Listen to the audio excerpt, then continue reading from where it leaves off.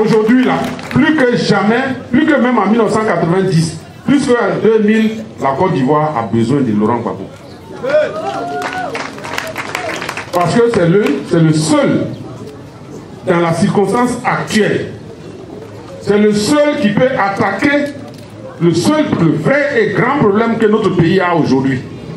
À savoir, comment réconcilier la famille qui a été dissoute par les méchants, par les bougnons dont je parlais. La réconciliation, c'est le premier problème que la Côte d'Ivoire doit régler. De 1960 à 90, de 90 jusqu'à ce que Gbagbo devienne président, dans notre pays, là, on ne faisait pas de différence. Il n'y avait pas de rattrapage ethnique. Quand tu vas en ville, ton tuteur, ça peut être un Bété, alors que toi-même tu es Yakuba. Ton tuteur peut être un Senoufo, alors que toi-même tu es Baoulé. Ton tuteur peut être Djoula, alors que toi-même tu es Guéré. Et vice versa. On est là à l'école, tu t'appelles Tapé, ton ami s'appelle Sekou. Tu t'appelles Bouraïma, ton ami s'appelle Oulaï. Il n'y avait aucun problème. Mais aujourd'hui,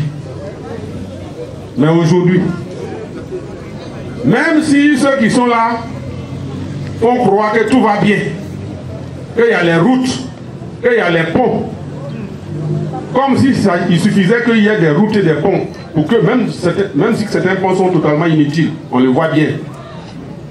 Même si les routes et les ponts ne sont pas un peuple. Un pays, c'est un peuple. C'est certainement une superficie, mais c'est un peuple.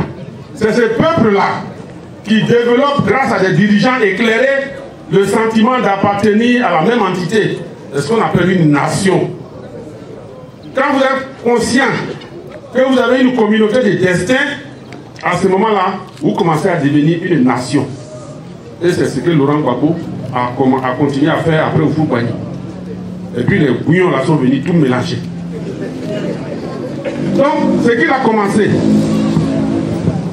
non seulement à donner sa vraie indépendance à la Côte d'Ivoire, mais à créer une nation, et puis il a été interrompu. Ça là, c'est lui qui peut venir terminer ça. Je suis venu vous dire que votre fils, votre frère, Laurent Gbagbo que vous connaissez, quand il est revenu de la CPI, qu'il a créé le PPACI, aujourd'hui, au moment où je vous parle, il est le candidat du PPACI pour l'élection présidentielle de 2020. Et on entend des voix qui s'élèvent. Des gens qui n'ont rien appris de l'histoire récente de la Côte d'Ivoire nous disent que vous, là même, vous rêvez. Comment vous pensez que Gbagbo va devenir président? Vous rêvez. Alors je vais leur dire que déjà, depuis 2010, ils ont prononcé le mot « jamais » concernant Gbagbo. Ils ont prononcé ça plusieurs fois, 4 fois au moins. Et quand ils disent aujourd'hui que Gbagbo sera jamais président, ça fait leur 5e jamais.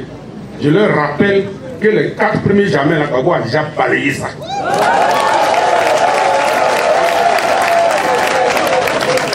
Quel est le premier jamais qu'ils ont prononcé?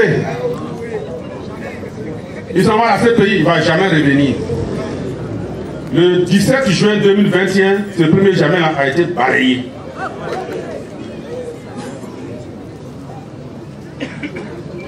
Mais avant d'arriver à ce jamais revenu, quand il est parti, on dit qu'il est parti pour toujours, il ne va jamais revenir. Quand le procès a commencé, ils ont dit qu'il ne va jamais être libéré, ça fait 2 jamais. Quand il a été libéré, ils ont dit qu'il ne va jamais venir en Côte d'Ivoire, ça fait 3 jamais. Et puis après, maintenant, ils ont dit, il est à Bruxelles là, mais il ne va jamais rentrer au pays. Et puis il est rentré le 17, ça fait 4 jamais qu'il a balayé tranquillement. Et malgré ça, il continue de prononcer le mot jamais concernant Gbagbo. Oh, Gbagbo, il n'aime pas les jamais. C'est quand tu dis jamais la même que tu lui donnes de la force.